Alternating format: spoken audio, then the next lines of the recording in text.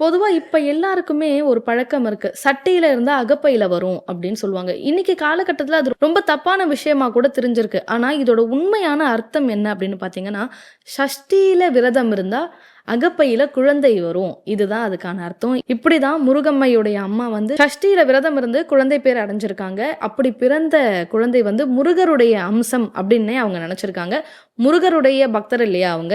அதனால முருகனே பெண் உருவத்துல வந்ததால இவங்களுக்கு முருகம்மை அப்படின்னு பேர் வச்சிருக்காங்க. முருகம்மைக்கு வந்து என்ன விஷயங்கள சொல்லிக் குடுக்குறாங்க அப்படின்னு பார்த்தீங்கன்னா, எந்த அளவுக்கு வந்து ஸ்கூல் எஜுகேஷன் அப்படின்றது முக்கியமா இருந்ததோ, அதே அளவுக்கு அவங்களுக்கு வந்து நெறைய முருகர் பத்தி சொல்லிக் குடுத்துருக்காங்க. ஒரு நாளைக்கு நம்ம எத்தன வாட்டி கடவுள நெனைப்போம் சொல்லுங்க? 1 முறை, 2 முறை. 2 தடவ. நமக்கெல்லாம் அடிபட்டா அம்மான்னு கத்துவோம். ரொம்ப ஆன்மீகத்துல அனுபவம் கொண்டவங்க வந்து அவங்களுக்கு இஷ்டமான கடவுள கூப்பிடுவாங்க. சில பேர் முருகான்னு கூப்பிடுவாங்க.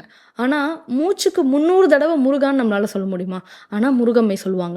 அதாவது நான் முன்னாடி சொன்ன மாரி தான். நின்னா முருகா, எந்திரிச்சா முருகான்ற மாரி எல்லாத்துக்குமே முருகா. திருமாலுக்கு எப்படி ஒரு சூடி குடுத்த சுடர்கொடி கோதை இருந்தாங்களோ, அதே மாதிரி தான் முருகருக்கு வந்து நம்மளுடைய முருகம்மை இருந்திருக்காங்க.